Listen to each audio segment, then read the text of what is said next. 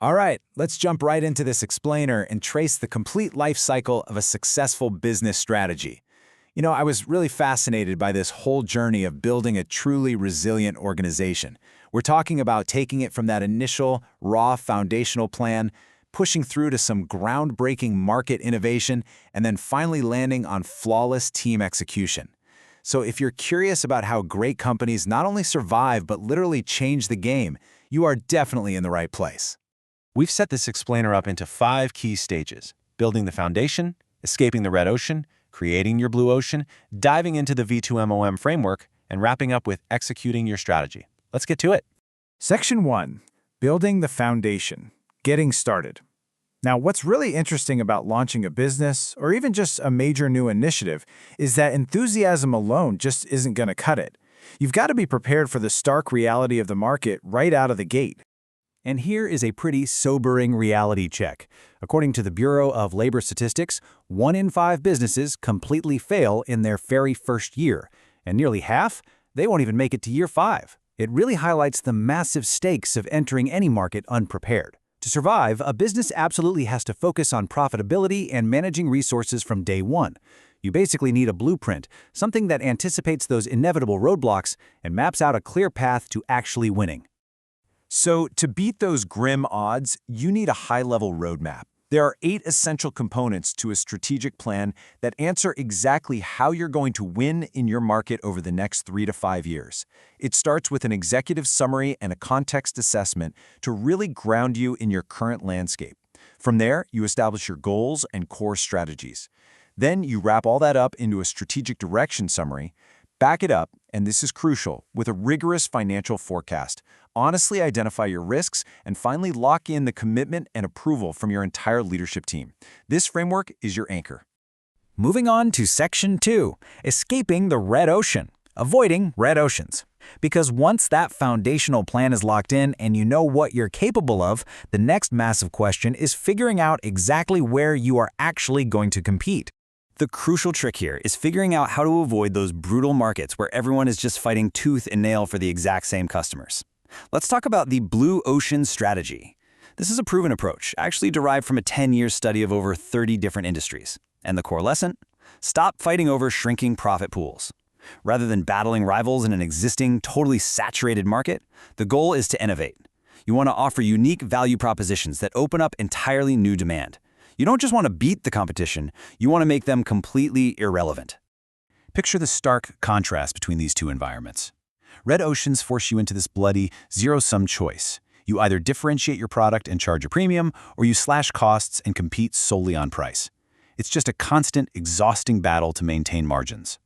Blue oceans, on the other hand, allow differentiation and low cost to actually coexist. It's called value innovation. By totally rethinking what consumers genuinely care about, you can drop all those costly features nobody actually wants while elevating the stuff they truly desire. Section 3. Creating your blue ocean. Value innovation. Okay, so the theory sounds amazing, right? But how do we practically create this uncontested space and stop playing by the industry's tired old rules? Well, we use a super helpful framework called the ERRC grid, which stands for Eliminate, Reduce, Raise, and Create. This is a systematic way to pressure test your ideas and basically redraw your market boundaries. You ask yourself 4 things. 1.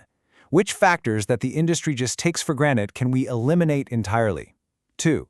What can we reduce well below standard to slash costs? 3.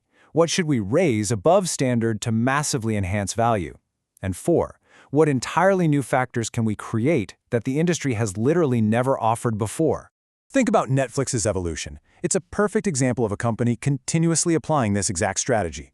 First, they looked at the old Blockbuster model and just eliminated the massive pain point of late fees by using DVD postal delivery. Then, as tech shifted, they leapt into another blue ocean, streaming, giving people instant access. And when those streaming waters started getting a little crowded, they created original content to defend their space and eventually expanded globally. They didn't just find one blue ocean and chill. They kept leaping from one to the next, totally redefining entertainment.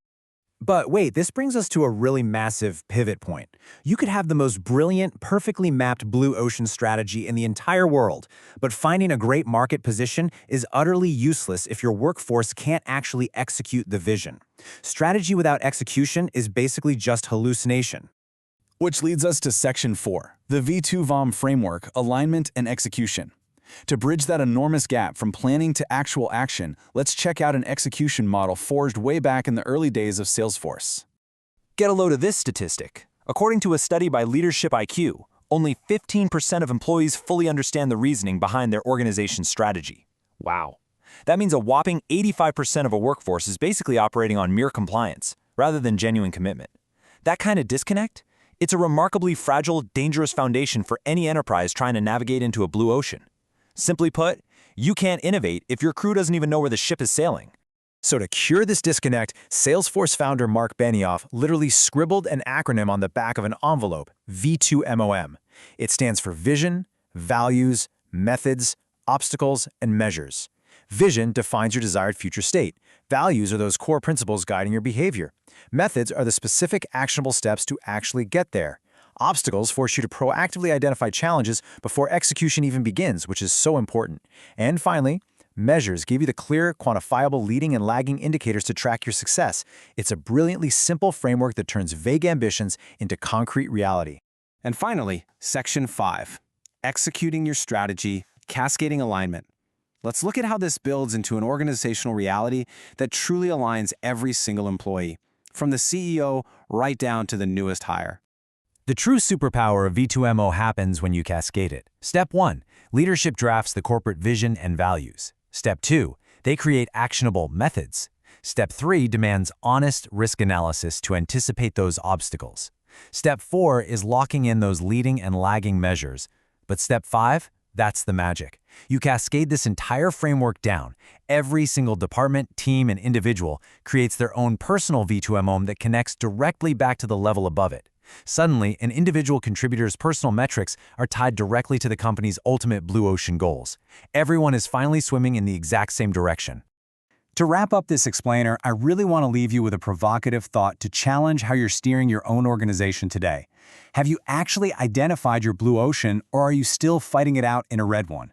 And honestly, more importantly, if you have found it, is your team truly equipped, informed, and aligned to go capture it? Take a hard look at your strategic plan, run it through that ERRC grid, and lock it down with a V2MOM. Thanks so much for joining me on this explainer, and I'll catch you next time.